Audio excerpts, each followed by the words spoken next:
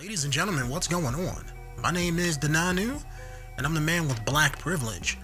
And with this video here, we're going to be talking about Spider-Man Far From Home. This is my second time recording this commentary, so I'm going to try to chop things down to about a manageable size. My first video was about 48 minutes long, but after I recorded it, the video was kind of corrupted and messed up some kind of way, so I just decided to do it all over again. But my thoughts are gonna probably remain the same. I feel about 50% satisfied with this movie. This is not my Spider-Man. I'm an old school Spidey fan from back in the mid 80s, up until probably the past few years. Spider-Man was my favorite superhero coming up. And then as we got into, let's say, the early thousands, it slowly became Iron Man once Marvel decided to shit on Spider-Man, so to speak. So a lot of my gripes come from somebody who is a long-term fan of Spider-Man. If you're somebody who is just watching the new movies, you got into the Marvel movies when the movies come out, you're an average, moviegoer, then it is what it is. You're probably not going to care anyway about my opinion. If you like the movie, you like the movie. Hey, it is, it is what it is. It's not my job to convince you otherwise. But I hated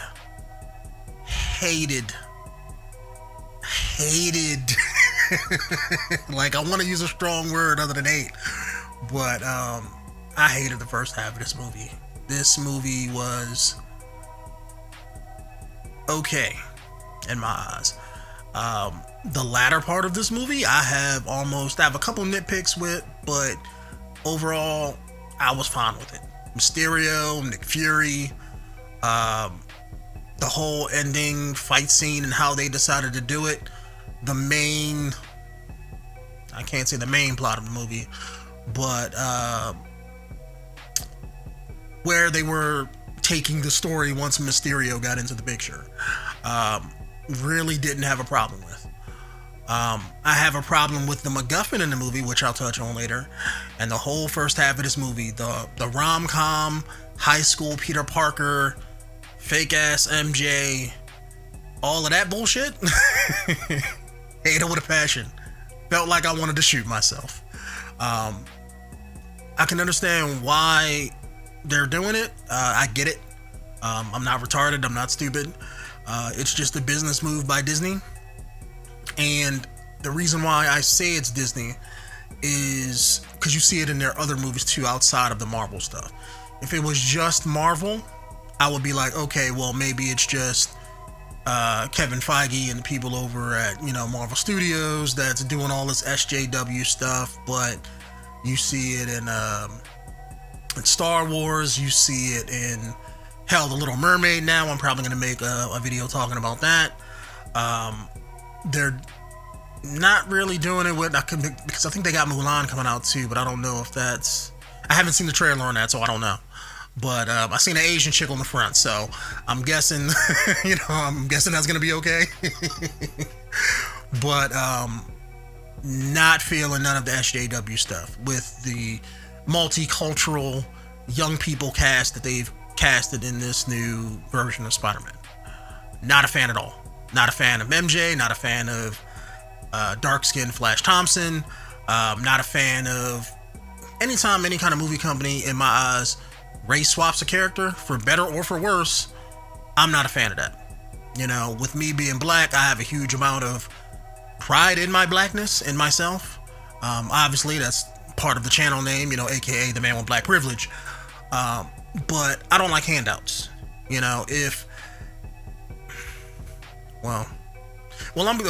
That's gonna be a video, all for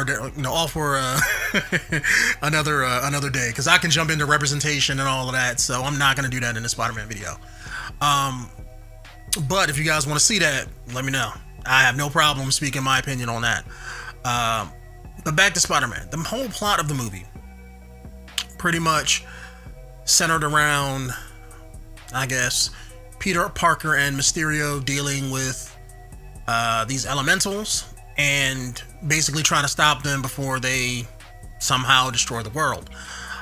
Once you got into, the movie, it shifted into being Mysterio was trying to get these glasses that Peter Parker had. Now, I'm not going to go beat for beat into describing the movie, but I'm just going to touch on a little bit of points that I really didn't like. Speaking of which, the Tony Stark sunglasses, aka the MacGuffin of this movie, I don't like that at all. It's, again, it feeds right into that whole thing of Spider-Man is not his own character. It's like in the MCU, Spider-Man is like Tony Stark's Robin.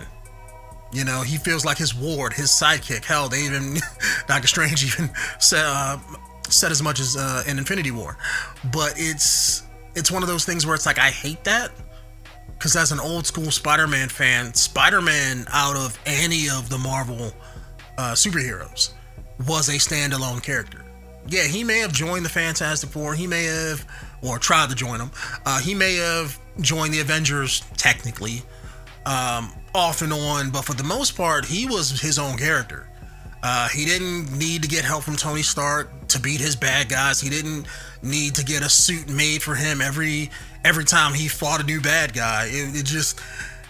It's that he was his own person. Like, he was smart enough to hang with the best. He wasn't, just like Tony Stark. He's not the smartest guy in the Marvel Cinematic Universe. Not in the MCU, damn. In the Marvel Universe, he's not the smartest guy, but at the end of the day, he can be on par with, like, he's in the upper echelon of, let's say, the top 20 smartest people in the world, probably. If Peter Parker applied himself and didn't have the detriment of his day-to-day life or his great responsibility that he deals with, he could run his own company just like Tony Stark and be a millionaire. But the problem is that responsibility kicks him in the ass, and he sacrifices a lot to be Spider-Man at the end of the day. And he's, like I said before, he's his own character. In the MCU, everything is fucking Tony Stark. I'm not sure about that. No, Alexa, shut up. And speaking of which, let me fix that real quick. There we go. Okay. So now she won't interrupt me no more. She knows better. But, what was I saying? Oh yeah. Everything is always Tony Stark. I get with Homecoming, like, I'm not, like I said before, I'm not stupid. With Homecoming, I guess that they wanted to try to tie in Tony Stark into Spider-Man, because it's like, hey, look, we have this character that we're interjecting into our already established universe. They didn't know how that was going to fit, so it's like, okay, well, people liked him in Civil War, but they don't know how they're going to take his own movie. So you have to kind of tie in a likable character so that if, let's say, people didn't go see the movie for Spider-Man, they went to go see, hey, Tony Stark's in this Spider-Man movie. I get that. That's how they used to do a lot of the Phase 1 stuff. So it rubs me the wrong way when it's like, okay, in this movie, I thought it was going to be, okay, finally, now that they got that out of the way with the first movie, here's, Far From Home, a regular Spider-Man movie without Tony Stark and all of that, and Peter was going to grow into his own after the death of Tony Stark. That's what I thought. But apparently that's not the case. It's the whole movie was just them talking about, oh, are you going to be the next Iron Man? Are you going to step up? And I'm like, fuck no. Peter Parker is not the next Iron Man. He can't be. Physically incapable. Number one, he's a kid. Two, in the MCU, he's not smart because he gets everything fucking handed to him. And he's not his own person. Everything he gets is from Tony Stark. Everything. Down to the original, fucking costume that he made. The first one from Homecoming. It's like he's not doing anything on his own. The only thing he came up with by himself was, I guess you can say, the webbing and that hoodie outfit that he had in Homecoming. Outside of that, what is Spider-Man? Besides just another fake ass, Iron Man, instead of flying around with rocket boots, he web slings.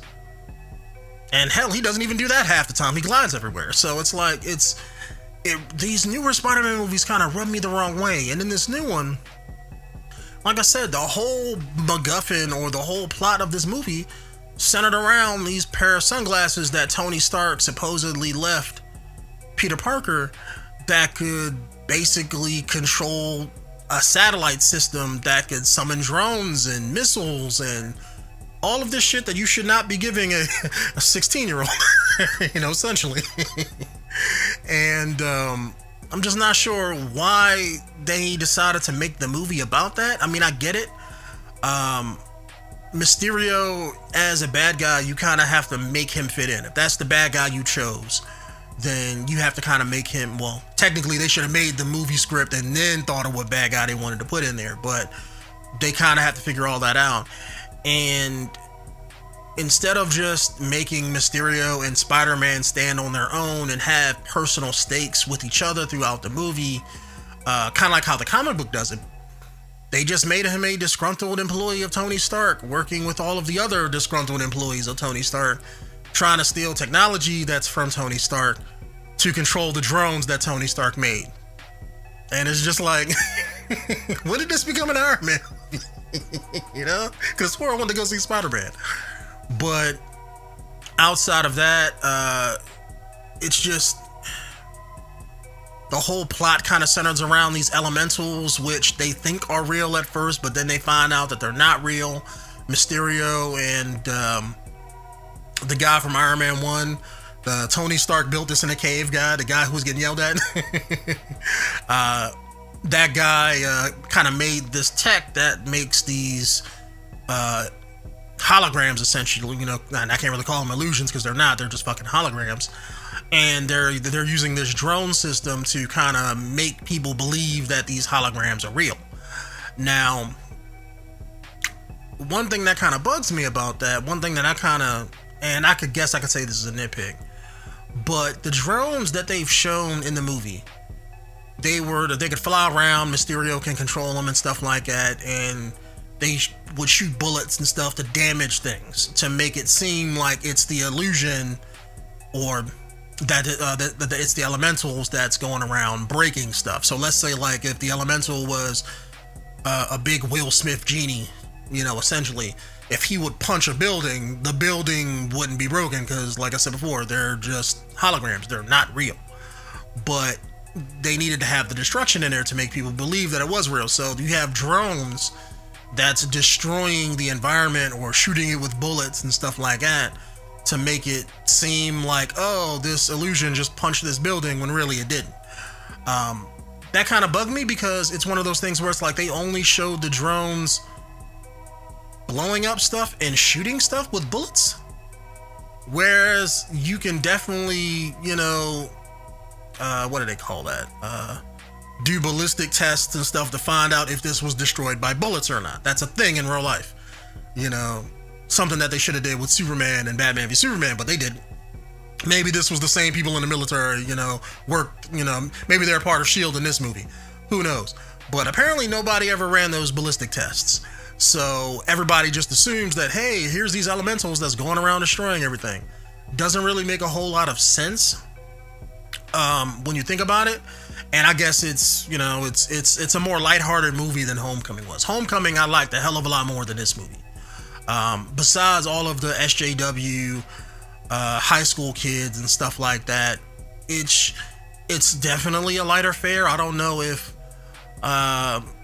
maybe coming out of Endgame they were like, look, we need to lighten people's palate a little bit. We don't want everything to be fucking dramatic. So maybe I think they went a little bit overboard with the lighter, goofy tone of this movie. Once the movie got going, like once Mysterio got in there, Nick Fury got in there, and they kind of forced Peter Parker to join them, that's when things kind of, got into it. And I was like, okay, from this point on, outside of Michelle Jones, I'm not going to call that bitch MJ, outside of that chick being MJ and outside of the, the high school stuff, the movie was fine. They were kind of in the ending parts of the movie too, just running around from place to place trying not to get killed. I wish they'd have just cut them out completely, but hey, they're in the movie. It is what it is. And I apologize for cursing, but like I said, I'm an old school Spidey fan, so this movie kind of rubbed me the wrong way. But But what rubbed me the right way was the way they did Mysterio. I was wondering, because when they announced him, I was like, they not gonna put that dumbass fishbowl head on him, because that's like the staple in the comic books. And when they announced it, I was like, well, they better do that shit. It's like, I don't believe they're gonna do it, but but they better put that fishbowl on him, because if I just see like a generic guy wearing like a plastic mask, or just some guy wearing the costume with no fishbowl helmet, that's a huge disservice to the character, right? But I'll be damned if they didn't get that fishbowl and they didn't get that outfit right. And even him as a character, outside of changing his origin story completely to fit, being a disgruntled Tony Stark employee, he is a charlatan. From what I hear, a lot of people online didn't know that was the case, and I'm like, well, what movie did you thought you was watching? Like, do you know nothing about the character? But for those of you who don't know, he is the bad guy of this movie. And when it hits that halfway point, when Peter Parker, let's say, gives him these glasses, that's when all of that bad guy stuff comes out. Because before then, he's like, oh, I'm a good-natured hero, I gotta stop these things, and he's putting on an act. But at the time when you're watching it, like I know it's a fucking act because I know who the character is. But in the movie, as far as what the movie's told you, he's all in character. And so you don't know until the moment he gets those glasses. The moment he gets those glasses, everything goes downhill. The illusion falls away. They tell you his backstory. They tell you the people that's working with him. And he goes, and his whole, I guess, plot behind what he wanted was he wanted the glasses so he can basically, I guess you can say, control Stark tech. I mean, I'm guessing that's what the plot was and what the glasses did. Because the glasses, besides just calling down drones from this satellite system, it kind of had an artificial intelligence that was kind of built into them, and you can basically tell it what you wanted to do, and it could hack its way into other technology. Or maybe, I'm assuming it was just Stark tech, but they never really said specifically that it was that. But if you said, hey, look, I want you to track this person, or I want to see what this person is reading on their phone, or I want you to, kill this person, it would just straight up kill them, no questions asked. And I don't know why, and this is something else that rubbed me the wrong way, why would Tony Stark give that to Spider-Man? Number one, why would Tony Stark even have a missile satellite, aka Star Wars type satellite space system in space? Because I could have swore that goes against, like, in real life, that goes against, like, one of those Geneva Convention type things that we don't like. They can't put space weapons up in space that the public knows about. But so it's like, why would he have that in in the movie? Or because he never used that in any way during the Avengers movies or nothing. He was never calling down missiles from fucking space. So, or drones rather, that could shoot missiles, not necessarily missiles. But hey, if they could fire missiles from the drones, they could do it from space too. But I know he always had, like, it would be different if, let's say, this system controlled, let's say, like, what did he call it in Avengers 2? Veronica, the satellite system that held the Hulkbuster armor. That would make a whole lot of sense, because it's like, hey, look, here's the keys to the satellite just in case if the Hulk flips out. He would give that to somebody he trusted, because he don't want to give it to, let's say, S.H.I.E.L.D. or Thunderbolt Ross, because then he might use it against his friends. So that makes a whole lot more sense. Giving a whole completely weaponized system to Spider-Man doesn't make a whole lot of sense. But Spider-Man interprets that, let's say, instead of giving it to him, he feels as though maybe he trusted Spider-Man's choice to give it to somebody else, and he, being a dumbass kid, only speaks with Mysterio like two or three times and just completely trusts him and just gives him these glasses. And immediately realizes that's a mistake once they figure out that Mysterio, hey, this is a bad guy. We just gave him this weaponized equipment. And basically Mysterio, he's in it for the fame and the glory, I guess, because he wants to use Tony Stark's drones and stuff to make bigger illusions so he can basically cause a false flag incident and then save, everybody from this fake incident so that everybody likes him. I mean, that's pretty much it. I mean, there's no end game. There's no, we're going to do this and we're going to get a whole lot of money. It's just like, no, I want to become famous. And in order to put myself or make the world believe that I'm an Avengers level hero, I have to stop an Avengers level threat. So I got to fake an incident. That's the whole plot. I wish that they'd have kind of reworked the movie a little bit. It's like I said, if they didn't have those glasses in there, and they could have took Mysterio's character and let's say I guess you could tie him to Tony Stark, but you don't have to. But let's say if they did, right? Have something personal in there. Have another stake in it. Don't let it be just like, oh, I'm just trying to become famous, because that's fucking stupid.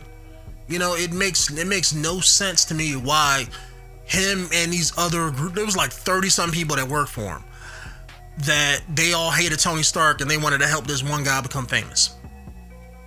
That's not a good end game. Like, as an adult, like, don't get me wrong, like, okay, use the drones, sell it to the 10 Rings, sell it to fucking the remnants of Hydra to make billions of dollars or whatever, right? Don't just be like, oh, look, I'm just gonna do this and become famous. I'm gonna be the world's best hero.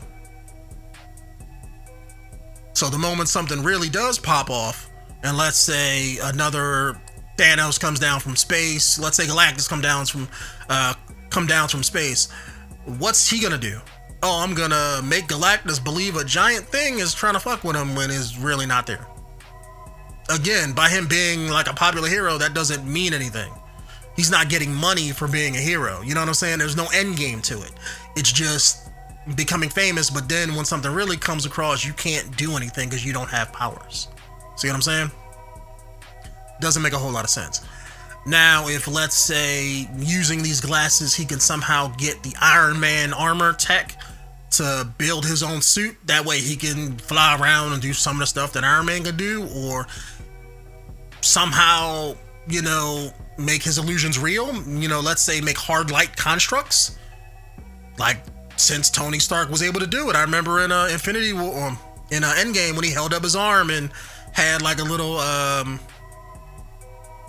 fake ass Halo Reach, light art, a heavy shield, when they were trying to snap the gauntlet and stuff like that. So it's like he can make hard light constructs, if somehow he could get the tech and it was like, okay, now I can make my illusions real, so to speak. Make them interactable. I think that would have been a better end game than just, oh, I'm just trying to become famous. Didn't really sit well with me outside of that.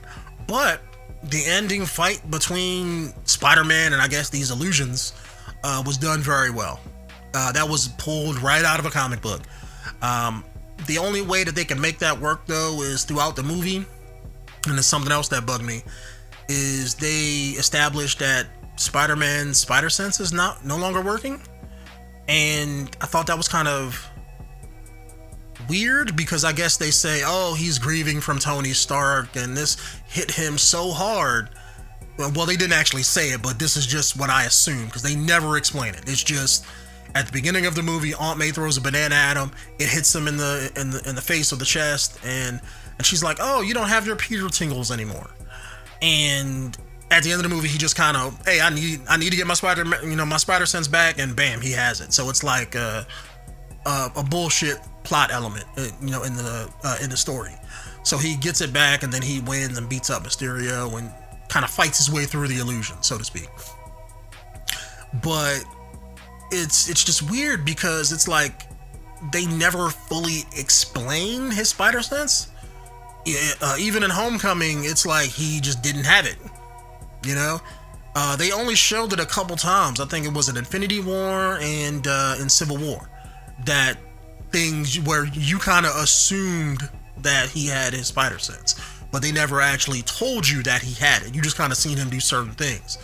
So in this, MCU Spider-Man, it was like, I didn't even know spider sense was a thing outside of those two instances. By them not referencing it, I'm thinking, okay, well, are they going to treat the shit like Uncle Ben, where they just don't even reference him at all, and like he doesn't even exist? Something else that bugged me about this movie, with Homecoming, I thought that them not mentioning Uncle Ben was like, okay, look, you don't want to show the Uncle Ben origin, fine, in the first movie. But Spider-Man not mentioning Uncle Ben or not talking about that responsibility, that's a cornerstone of his character.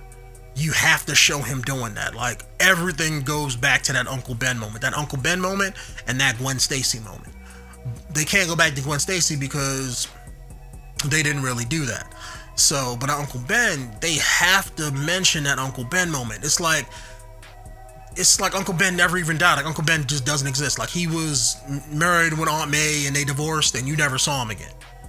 And something else I really, really hate, because it makes no sense, YouTube. It really doesn't.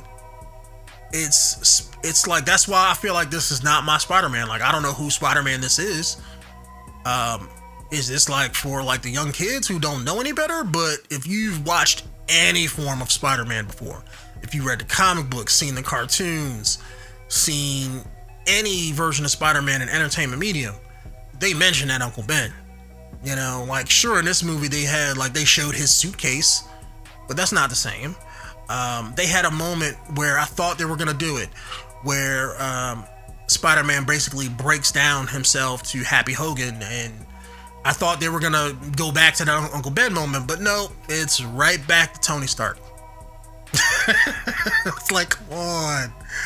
And then even after that, they had like a little thing where they showed him making his new suit, playing AC/DC and stuff. It's like, I love that scene because it was like, okay, I like it because it reminds me of Iron Man, because that's what I loved in his movies, but it's not Spider-Man, you know?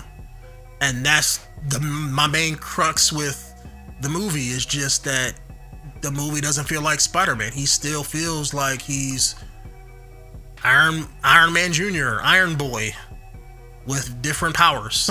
You know, and that's what rubs me the wrong way. The movie, I think, was decent. It's probably going to make tons of money. I've heard it made $500 million already. I don't know if that's true or not. But, I don't know. It's kind of disheartening to me.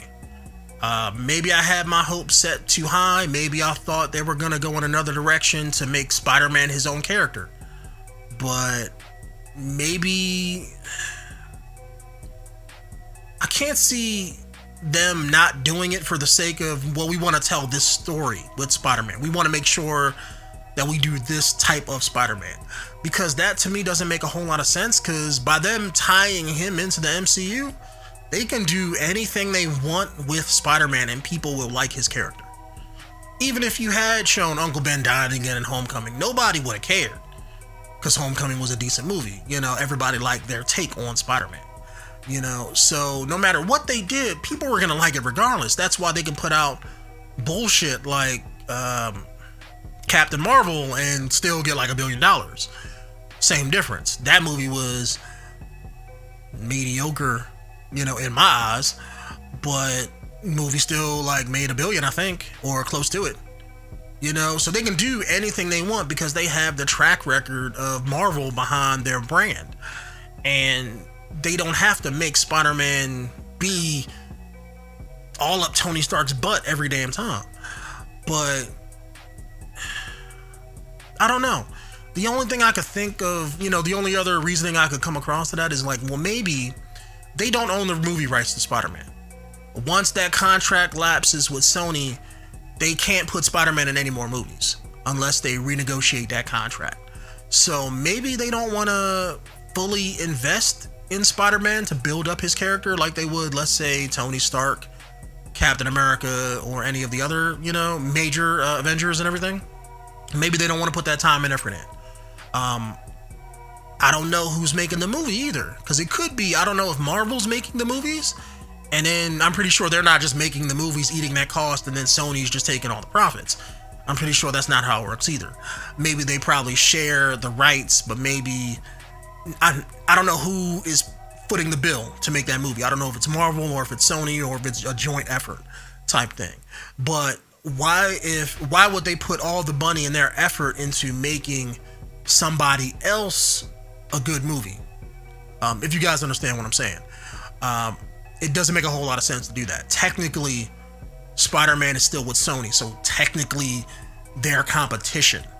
Right now, they're using the hell out of Sony, but once Sony, if they ever get whatever bullshit that Venom, well, Venom made that money, so they're probably going to do another shitty sequel with that.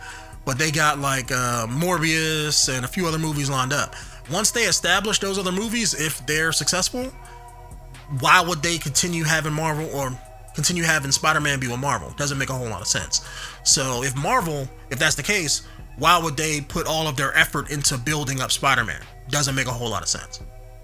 So maybe that's why things are just bare bones with this movie, you know? I think they did a decent job, like I said, with Mysterio. The average movie-going audience doesn't care about anything I've said.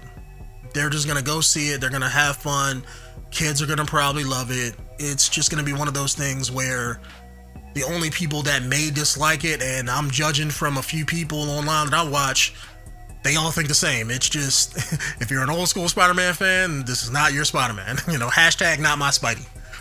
You know, it's just, I don't know.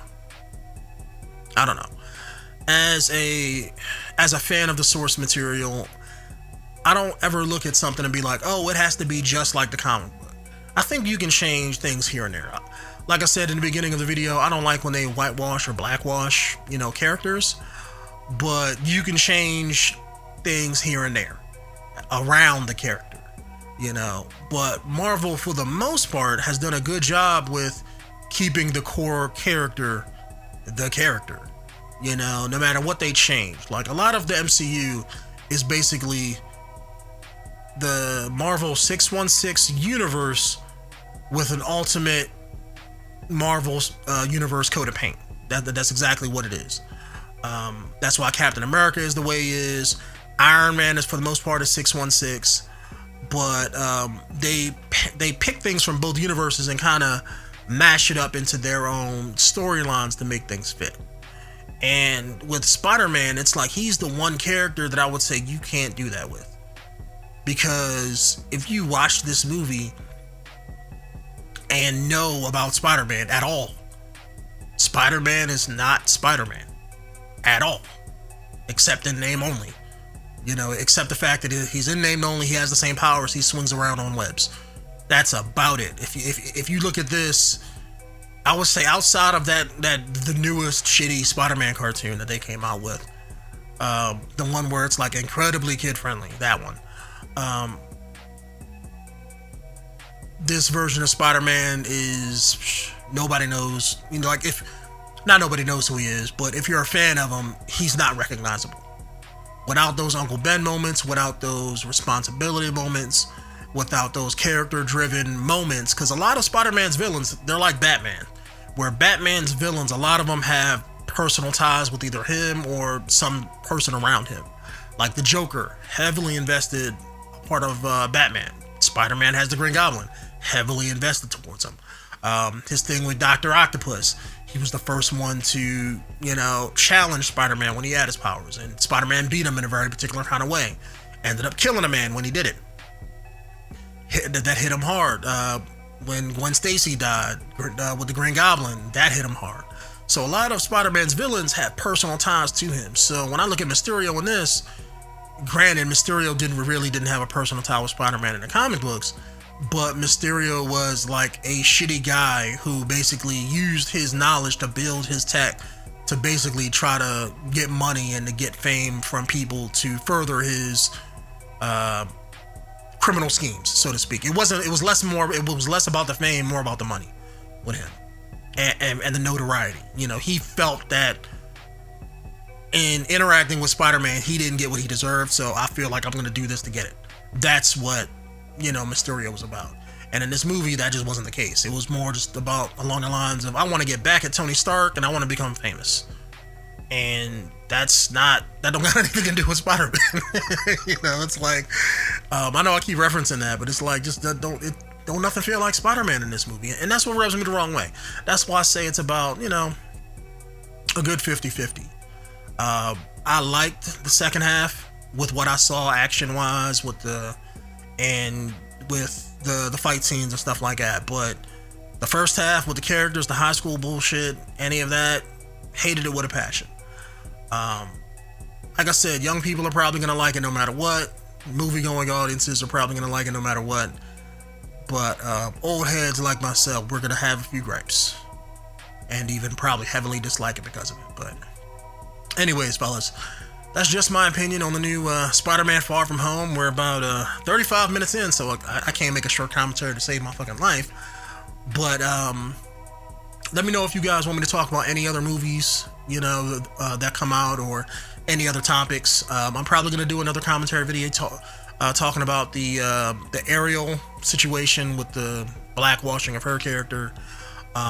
I'm also thinking about talking about this bathwater thing that's been going around, because people on the internet are incredibly stupid. But if you guys want to hear me, talk about anything else, just let me know down in the comments. My name is Dananu, and I'm the man with the biggest and the most blackest privilege on YouTube. I'll see you guys in the next one. Peace out.